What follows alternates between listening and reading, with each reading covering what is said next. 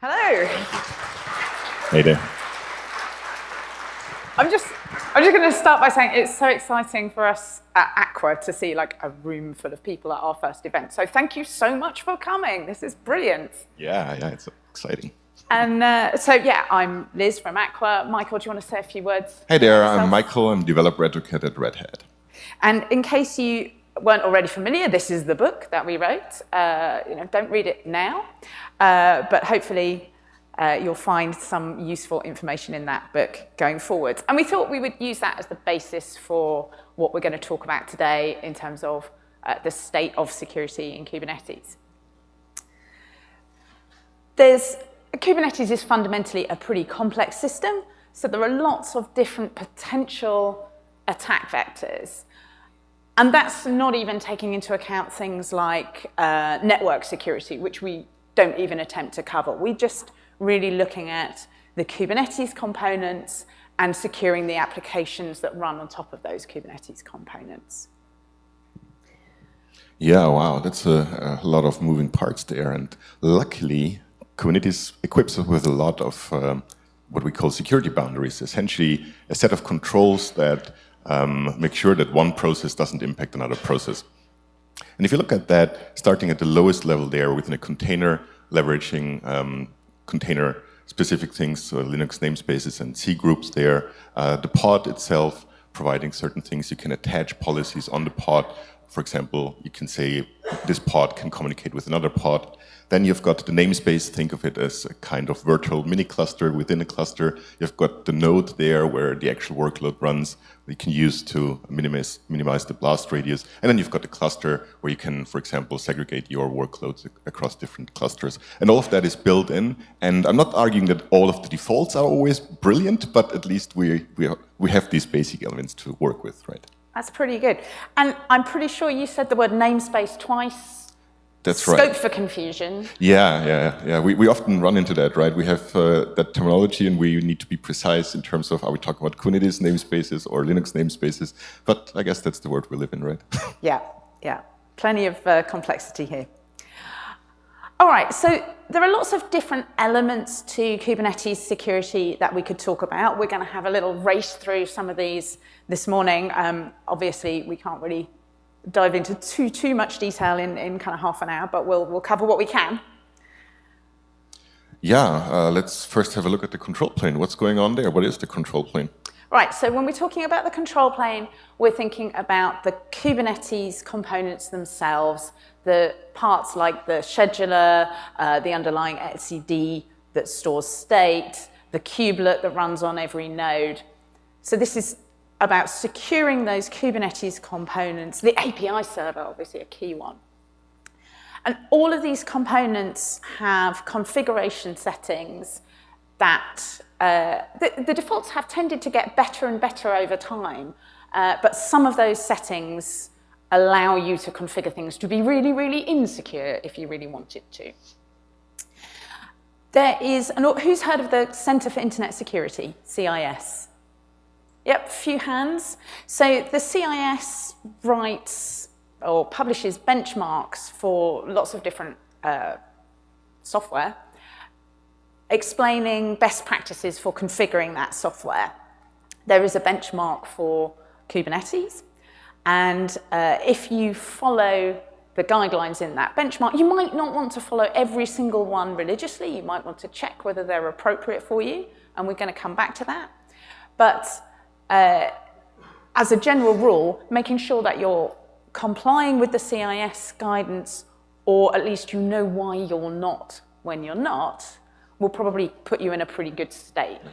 It sounds like a lot of manual work. Is that something we can automate, maybe?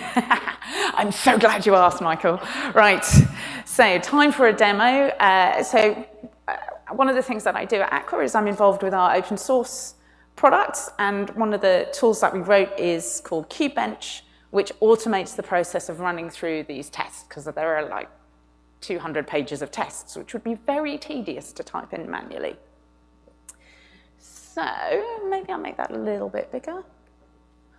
I have a single node Kubernetes cluster running on my laptop here in a virtual machine, and I I'll just check. I'm pretty sure the virtual version of this is 1.9.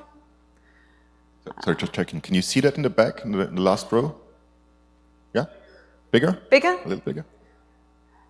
I feel like it should be a game show. Bigger, bigger, smaller, smaller. Okay, so we've got version 1.9 node running here. And I've got this script that will just run kubench on, so let's just do this, run kubench. And that's just going to run through all the tests for a master node. And we can see that there's quite a few things that fail and a few things that are warning. Essentially, the output from kubench, if I scroll all the way back up to the top of it, tells us which tests pass, which ones fail, and then there is also some remedial action that you can take to fix up some of these test cases. So kubench, you run it on every node in your machine, and you can check whether the configuration matches these best practices according to the CIS.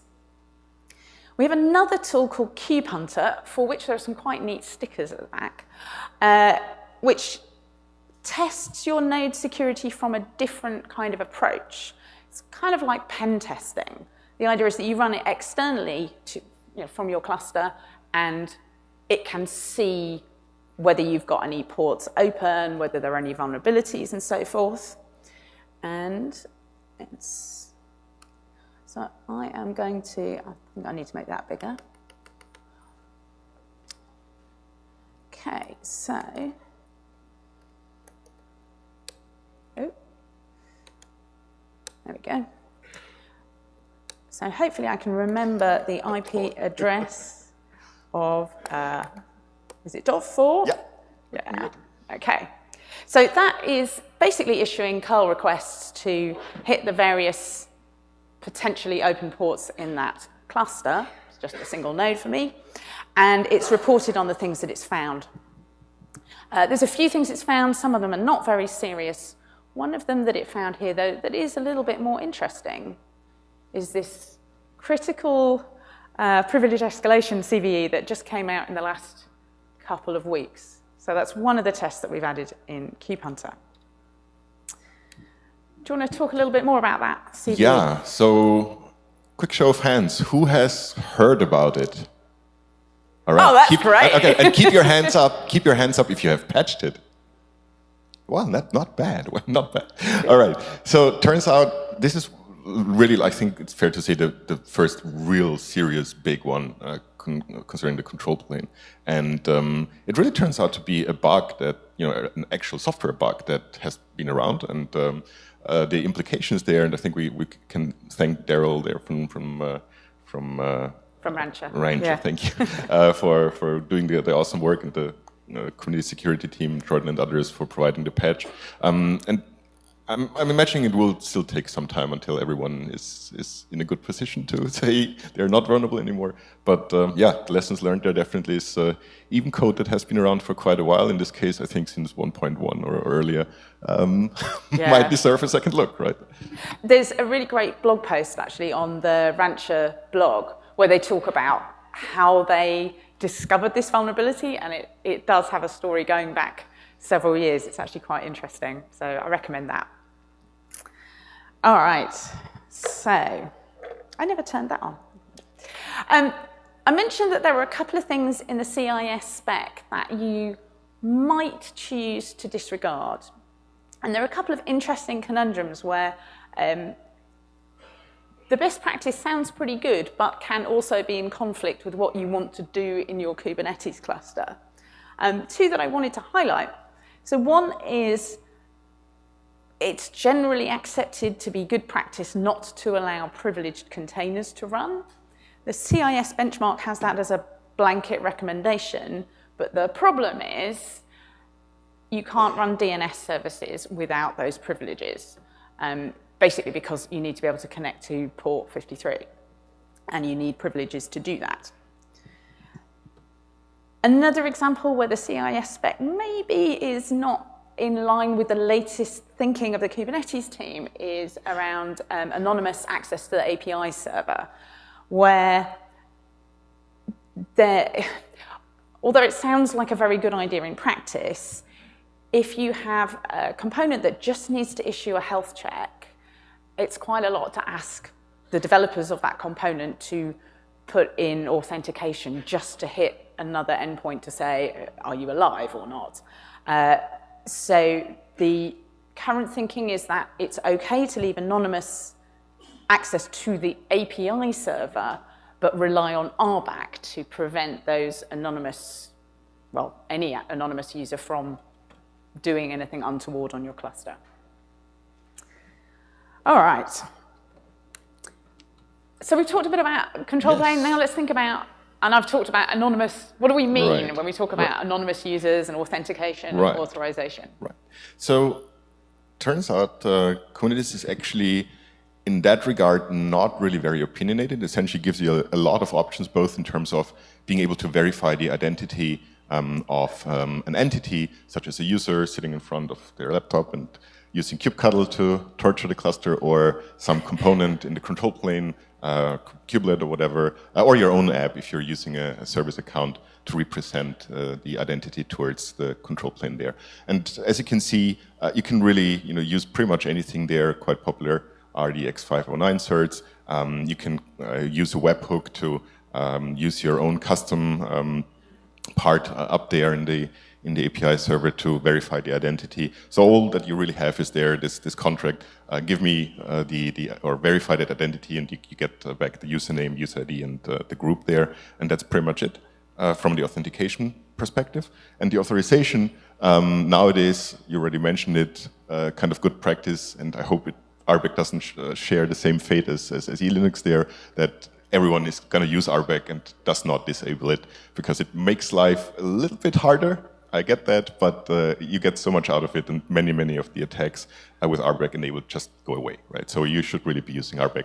And one tip here, if you're debugging, I find it quite useful to know if you get a 401 HTTP response code, you don't need to bother looking at your RBAC roles or role bindings. You can directly check with your authentication module, and if you're receiving a 403, you know that it has something to do with the authorization part there.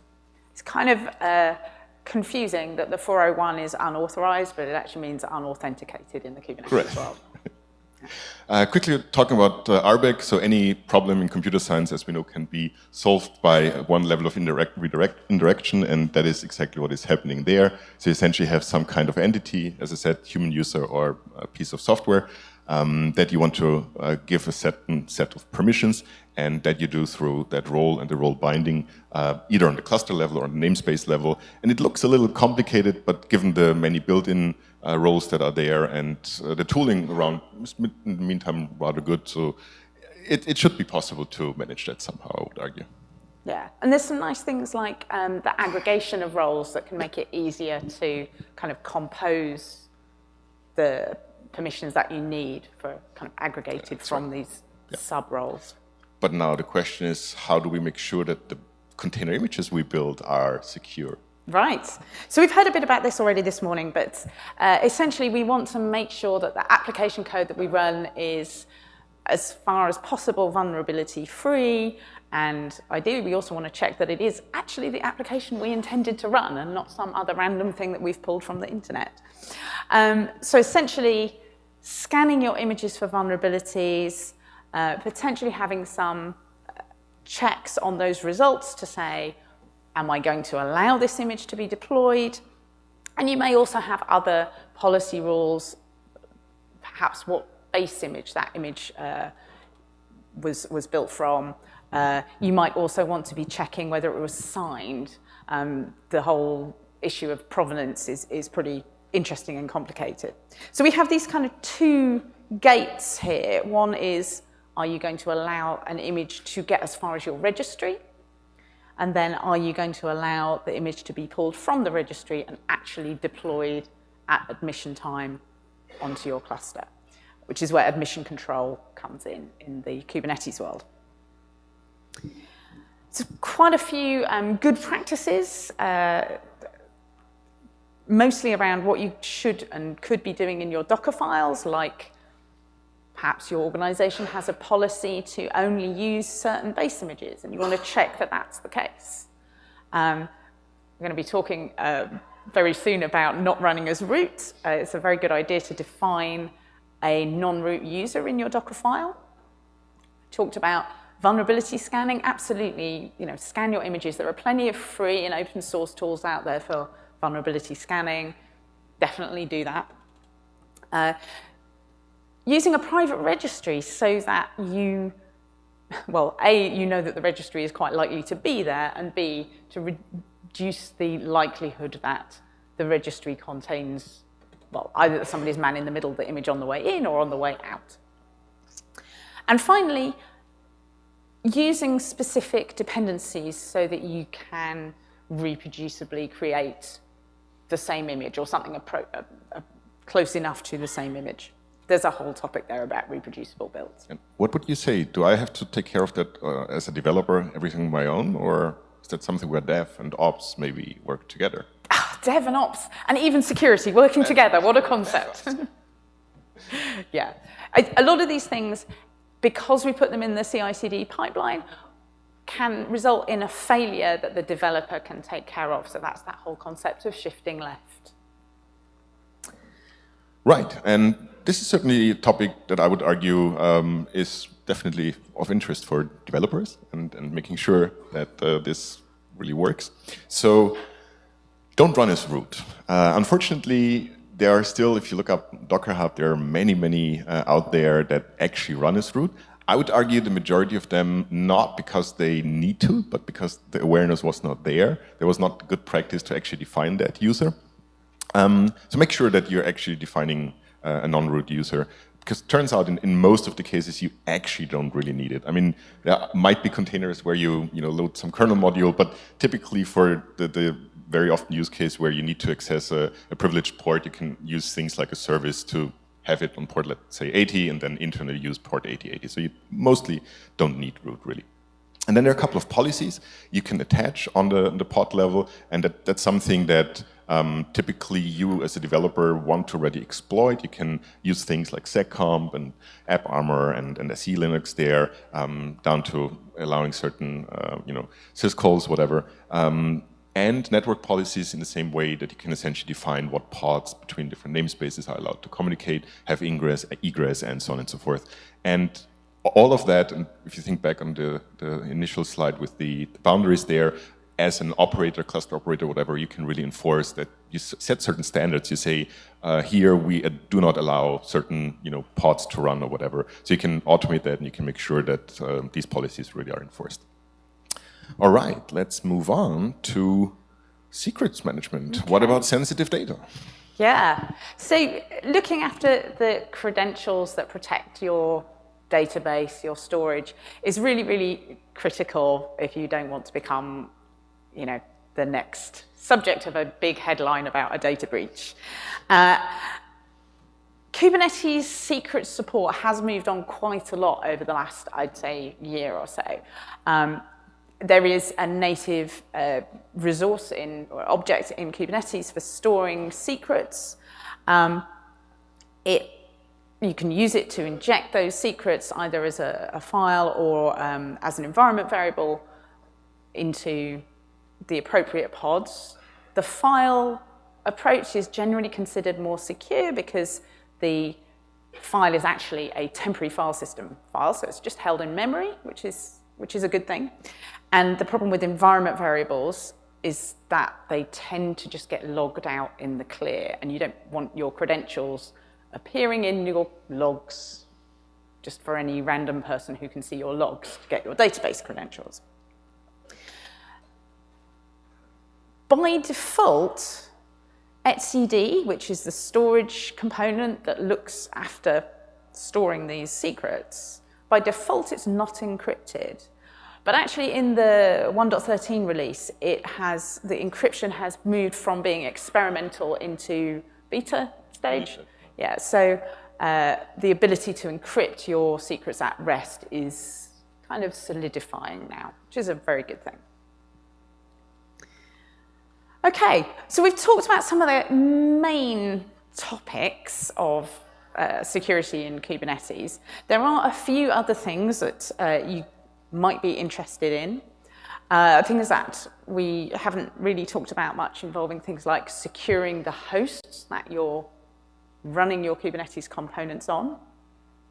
The isolation mechanism that you use to create the container sandboxes that are running. There are a few different runtimes, and I think we're going to hear quite a lot about those runtimes in the rest of KubeCon this week. Ariel from the Aqua team is doing a talk comparing some of these different runtimes. Securing connections between services. So service mesh has been a huge topic and something that we kind of decided we didn't have time to talk about this morning, but yeah, there's a lot going on in the service mesh world. And then also using things like the quotas to limit the resources available to different pods to prevent things like denial of service attacks. Anything else that we should be adding in that list of things? Secure your dashboard. Don't be Tesla.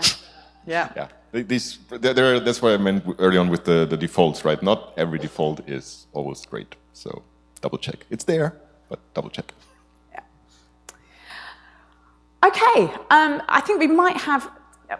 I know we're standing between you and coffee, so we'll keep it brief. But if there are questions, we can handle a few. And also, I wanted to point out this URL, kubernetessecurity.info, which is the kind of accompanying resource for the book and where we will try to keep things up to date going forward with lots of links to tools and new resources.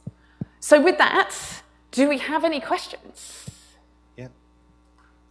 Well, anyone have any questions? Okay, I see over there. a question over there. Yeah. Yep. Let me go back there first, and I'll come back.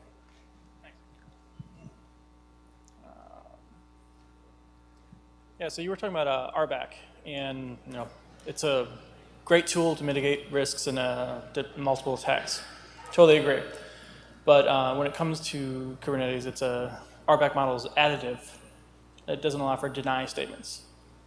So what is your method or approach to not allow for overlap when you're dealing with namespace, when you're dealing with global versus local and roles and role bindings, and if you're federating, things like that. So I'm just looking for an approach of how you found a way to detect overlap and prevent it. Right, great point. And I think the main point being never write these things by hand, automate. And there is a great tool by Tron Lidgett who, I can't remember, it's I think called Cube RBAC Audit or something like that, where essentially you have your application, you actually monitor what kind of calls it does, listing pods, creating services, whatever, and generating the RBAC policy based on the actual interaction that it has there. So you have essentially, you let it run for a certain time and it spits out the respective role and role binding. So automate that, don't write it by hand. That's probably the best suggestion for now. There's definitely a link to that tool from this info site. And we do actually have a couple of sessions this afternoon specifically on RBAC, so might get some more answers there. Another question was over here. Go ahead. Thank you. Can you talk about the host security in additional considerations more? Okay. The principle, I would say, is to run as little software on your host as you can to reduce the attack surface. So you might want to look at some of the thin OSs. I think Red Hat have a few things to say about that. Yeah. There is also some additional benchmarking. CIS has a Linux benchmark. There's a Docker benchmark. If you're using Docker as the underlying runtime, you can run that benchmark or test for those benchmarks on your hosts. And then, of course, there are things like, where are those hosts situated? Things like VPCs and all that good stuff, kind of network configuration. But I would definitely say minimizing the amount of software running on those hosts. The other thing that you can do that's really cool because of infrastructure as code and automation is recycling your hosts. So at least in theory, you should just be able to blow away any of your hosts at any time and recreate a new one. And that kind of means that if there were to be an attack with a foothold on that machine, you've blown it away and reset the state of your host to what you intended it to be. Right. And I think the obstacle there is a little bit that, we moved from treating individual machines as our pets to now treating clusters as our pets. And given the awesomeness that Kubernetes is, where you can just blow away the cluster and rebuild it within minutes, we should probably get more into that thinking that, we treat clusters also as cattle. They come and go, and with that, you limit the actual time an attacker has on a certain host. It's not idle, but this kind of thinking helps us a lot. All right, great. Let's take a couple more questions and we'll go to break. Anybody?